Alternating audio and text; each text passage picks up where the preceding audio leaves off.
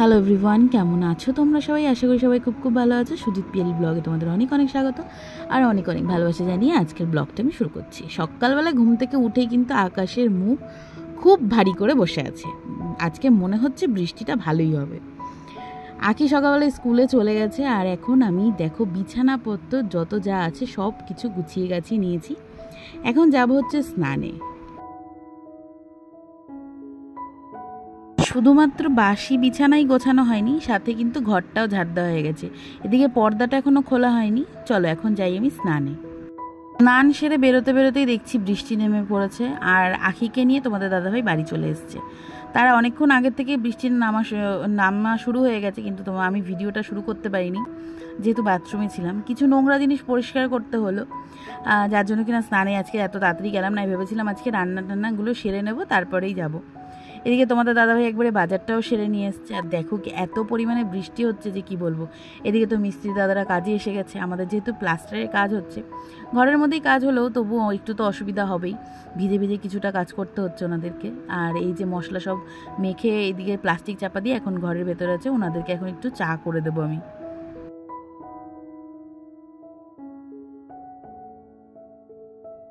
অনেকদিন পরে যেহেতু বৃষ্টি হচ্ছে ভালোই লাগছে, কিন্তু এই বৃষ্টিটাই যদি টানা একটা সপ্তাহ হয় না, তখন কিন্তু আর ভালো লাগে না। এমনিতেও কিছুদিন আগে যেহেতু আমাদের এইখানকার সব কল বসছে, ওই টাইম কল এসেছে, তাতে রাস্তা খোঁড়া হয়েছে। রাস্তার যা বাজে অবস্থা তোমাদেরকে কি বলবো।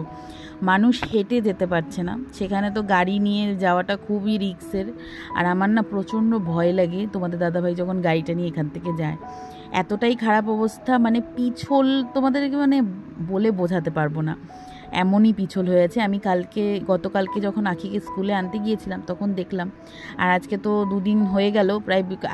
গতকালকে একটু একটু বৃষ্টি হচ্ছিল, আজকে তো ভীষণ পরিমাণে বৃষ্টি হচ্ছে। আর ওয়েদার দেখে মনে হচ্ছে সারাদিন ধরেই বৃষ্টিটা চলবে।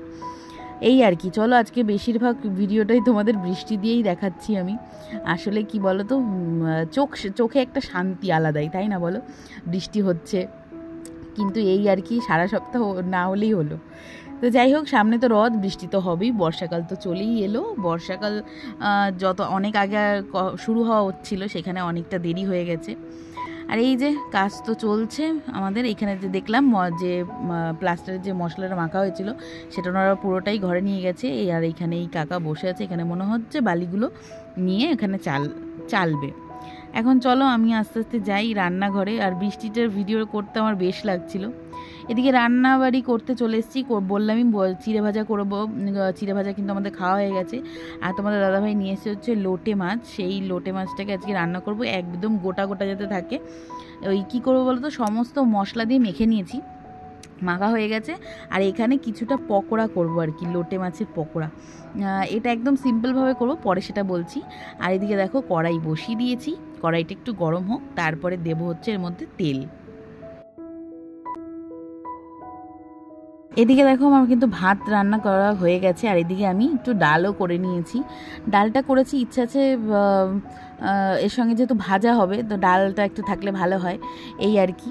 আর এদিকে বসিয়ে দিচ্ছি এখন হচ্ছে যে লোটে মাছটা আমি মেখে রেখেছি সেটা। দেখো এই তেলটা একটু বেশি পরিমাণেই দিয়েছি।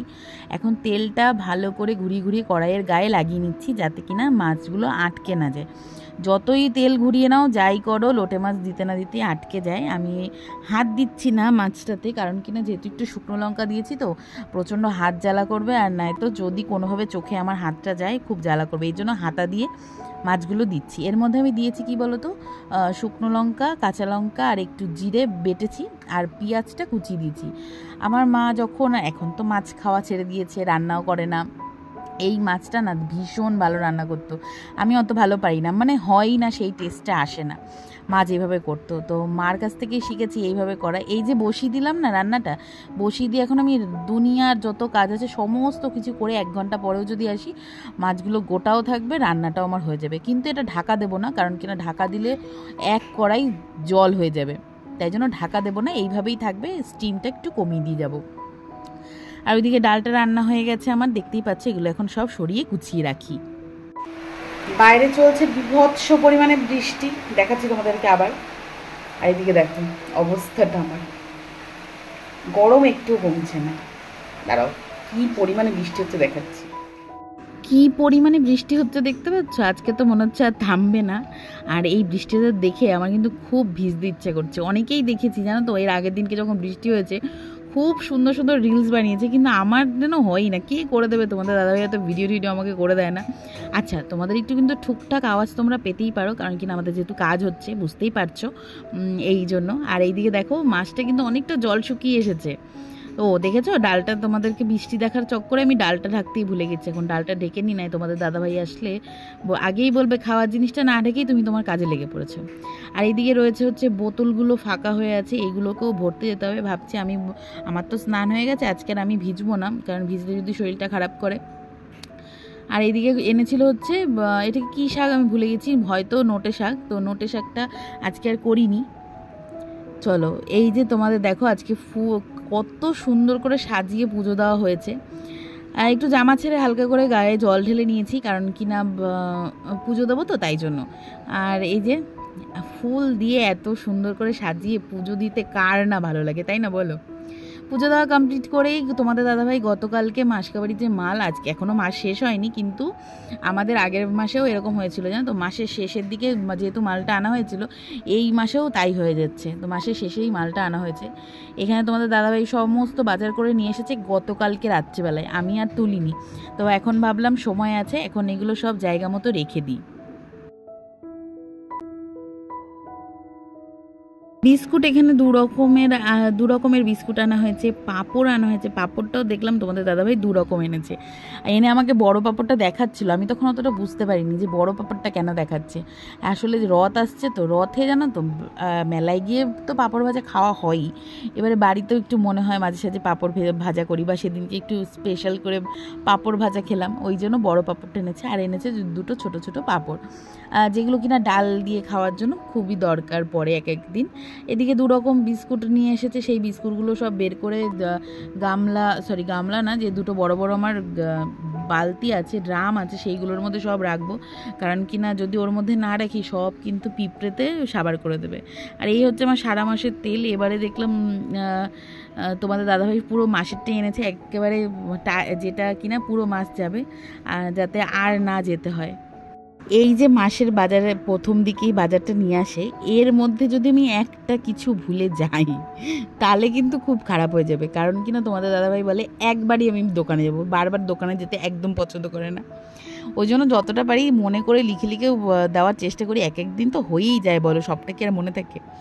যাই হোক, এই যে তেলটা আনা হয়েছে, এটা হচ্ছে মাথার তেল, আর এই তেলটাই আমরা মাথায় ইউজ করি, কারণ কি বেশি একটা তেল দেওয়া হয় না। মানে তেল দিলে কি বলতো, অতিরিক্ত চুল ওঠে, তাই জন্য ভয়ে তেল দিতে ইচ্ছা করে না, কিন্তু যখন পারি না তখন কি করব, এই তেলটাই ব্যবহার করি। তাই নিয়ে এসেছি। আখি আবার এটাকে বেশ ঘুরিয়ে ফিরিয়ে দেখাচ্ছে, তোমাদেরকে মনে হয় অ্যাড দিতে বসেছে। ওদিকে তো মাসকাবাড়ির মালগুলো গোছানো হয়ে গেছে। এখন চলে আসলাম যে লোটে মাছের পকোড়াটা করব, সেটার জন্য বসিয়ে দিয়েছি।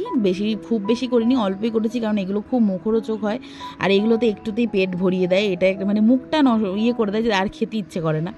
এটার মধ্যে শুধুমাত্র পেঁয়াজ, একটুখানি লঙ্কা আর বেসন সব কিছু একসঙ্গে দিয়ে, নুন হলুদ স্বাদ মতো দিয়ে মেখে একটা একটা করে নিয়ে বসিয়ে দিয়েছি। আর একদম কম আঁচে বসিয়েছি, যাতে কিনা না পুড়ে যায়।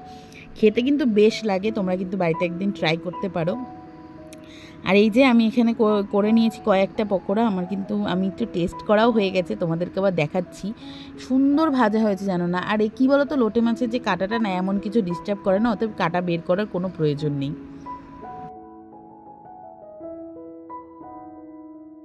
গুড ইভিনিং বন্ধুরা। দুপুরবেলায় তো সুন্দর একটা ঘুম দিয়েছিলাম, কারণ কিনা বৃষ্টি হচ্ছিল, তোমাদেরকে তো দেখিয়েছি সারাদিনই শুধু বৃষ্টি আর বৃষ্টি চলেছে। এই বৃষ্টিতে একটু খিচুড়ি দরকার ছিল, কিন্তু আগের দিনকে তো খিচুড়ি খাওয়া হয়েছে, এই জন্য আর খিচুড়িটা সেরকমভাবে আমরা পছন্দ করি না জানো তো। ওই আর কি, মানে মনে হয় যেন একটু খিচুড়ি হলে ভালো হতো, তাই জন্য খিচুড়ি করেছিলাম। আজকে আর করিনি, আজকে করেছি হচ্ছে রুটি আর তরকারি। এটা খেতে আমাদের ভীষণ ভালো লাগে, সাথে থাকবে হচ্ছে কাঁচা পেঁয়াজ, ব্যাস তাহলে আমাদের ডিনারটা জাস্ট জমে ক্ষীর। আর এই তো, আর তোমাদের সঙ্গে বিকেলবেলা সেরকম কোনো রকম ভিডিও শেয়ার করিনি। মেন হচ্ছে আলোটা খুবই খারাপ, সেরকমভাবে কিছু করা যাচ্ছিল না। আর আমার তো ট্রাইপডটা একটু ভেঙে গেছে, তোমাদেরকে আগের দিনকে বলেছি। এইসব কারণে আর কি খুব একটা ভালো করে ভিডিও আমি তোমাদের সঙ্গে শেয়ার করতে পারি না, কিন্তু যেটুকুনি যা শেয়ার করি ওই অল্প অল্প একটু একটু করে নিয়ে। এই আর কি। আজকের ব্লগটা তোমাদের কেমন লাগলো সেটা কিন্তু একদম জানাতে ভুলো না। জানি খুব একদমই একটা সিম্পল ব্লগ, যা আর মেন হচ্ছে যেরকম আমার লাইফস্টাইল সেটাই আমি তোমাদের সঙ্গে শেয়ার করি। সেটাই তোমাদের কেমন লাগলো সেটা কিন্তু অবশ্যই আমাকে কমেন্টের মাধ্যমে জানিও। আর ভালো লাগলে অবশ্যই একটা লাইক করে যেও, সাবস্ক্রাইব করে এই ছোট্ট পরিবারটার পাশে থেকো।